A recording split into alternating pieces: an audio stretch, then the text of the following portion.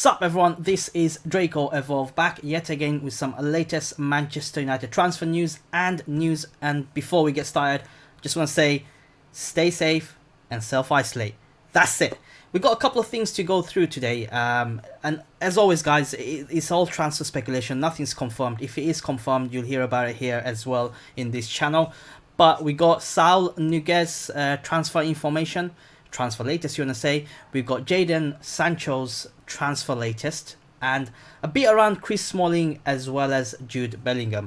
So let's dive straight in, because I know all of you guys wanna see what's happening around the world in terms of football transfers. So this is from a piece from the Daily Star.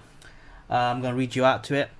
Manchester United are growing increasingly confident of landing Saul Niguez in a club record £135 million deal. United boss Ole Gunnar Solskjaer has targeted the Spain and Atletico Madrid ace as Paul Pogba's midfield replacement at Old Trafford. £135 million is the figure that's being told to us, because £135 million, I believe, is the release clause in his contract.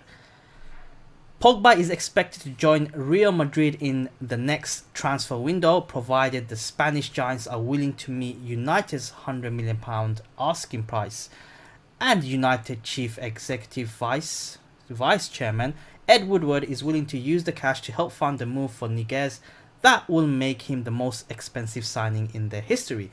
Now, due to the current situation around the world, we do not know when the seasons will restart in all domestic competitions, if it will restart, if it will be cancelled, let alone when will the transfer window be.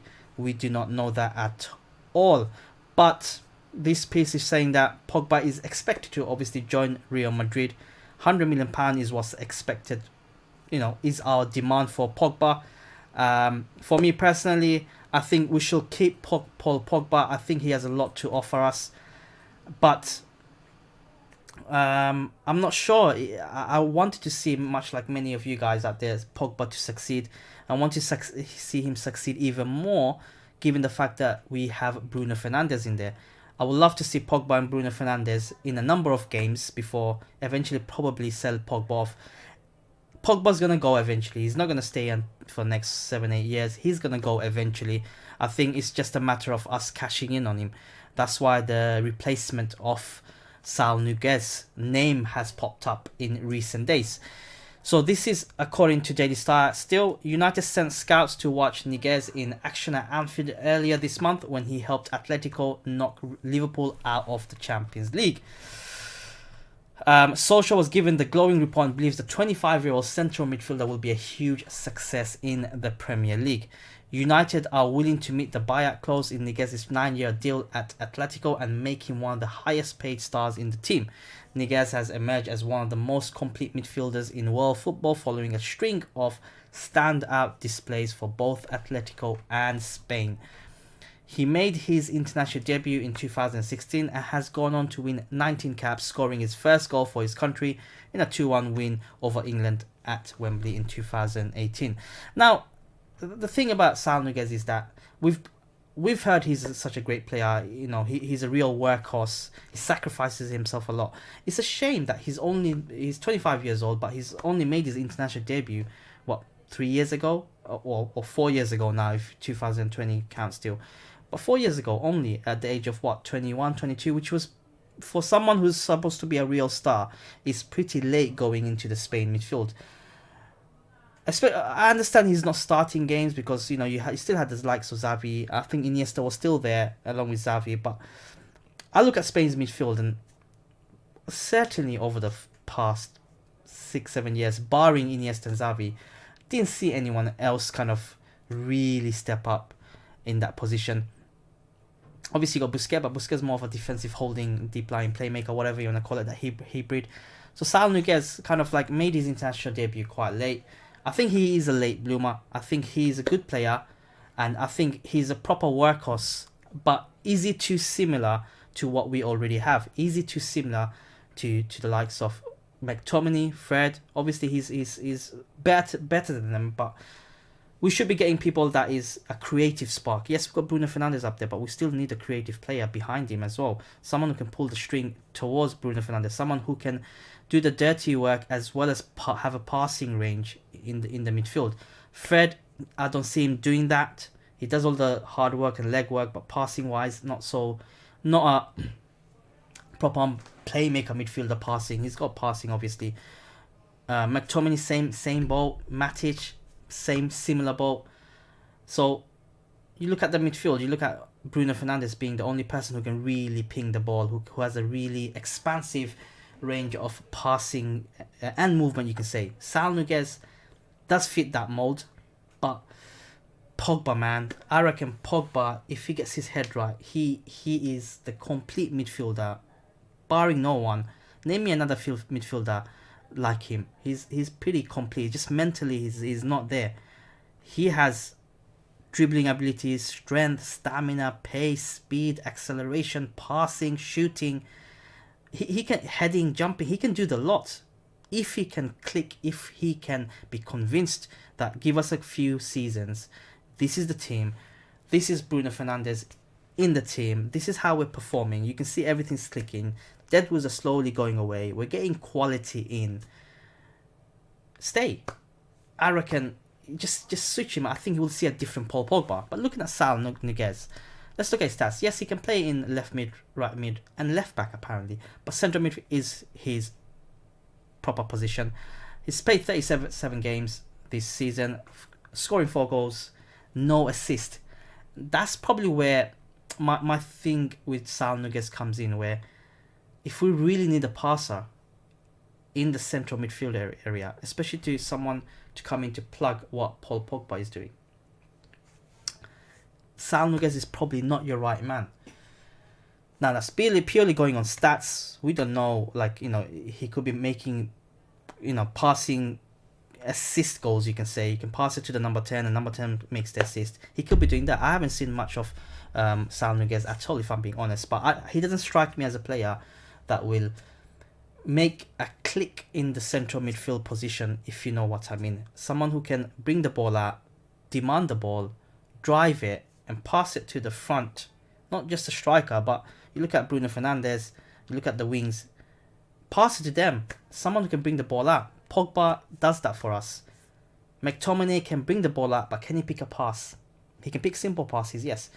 Fred, I'm not sure if he can even bring the ball out, but he's a pure workhorse. If credit to him, he's doing very well. Can he be that Ander Herrera, Saul Niguez? Let me know your thoughts in the comments below. Someone like Ander Herrera, who did all the dirty work, but can still play a pass, who can still drive. Is that Saul Niguez? For £135 million, I don't think he's the type of midfielder we should be spending that much money on. I am pretty sure that we can get another 2-3 more midfielders around the world that is probably going to be costing much less than that, and who would probably add a bit more value. Not necessarily be the better player than Saul Niguez, but add a bit more value in my opinion. Let me know your thoughts in the comments below. I could be wrong.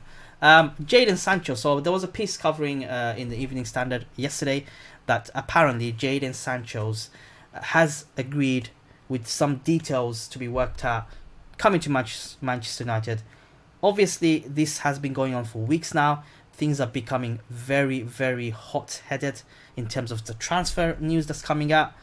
Apparently, we are not put off by the £116 million price tag on the Englishman's head. Sancho, who turned 20 last week, has been tearing up the Bundesliga ever since completing his move from City. What's more intriguing is that Sancho has apparently been promised the iconic number 7 jersey at the Theatre of Dreams, and the move will happen regardless of whether United have Champions League football or not.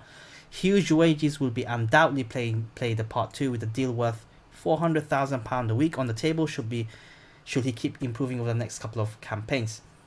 That's the important part. Some people will look at saying 400k. We'll come back to that.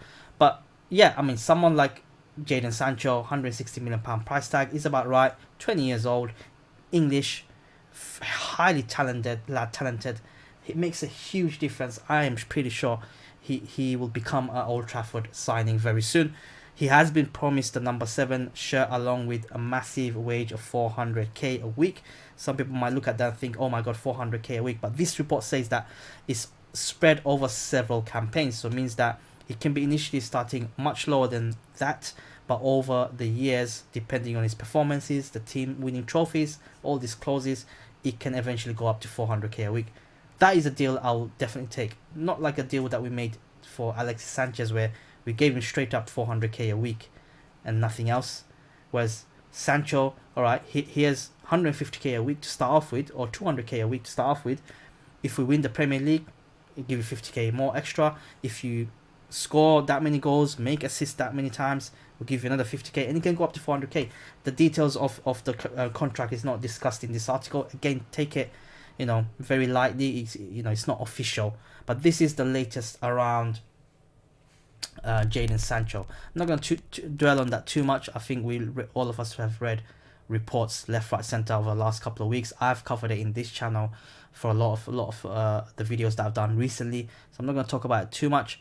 But last and not least, we have a bit around Chris Smalling. Remember him? So Arsenal are apparently leading the race to sign Chris Smalling, with the Manchester United star determined to return to England amid the coronavirus crisis.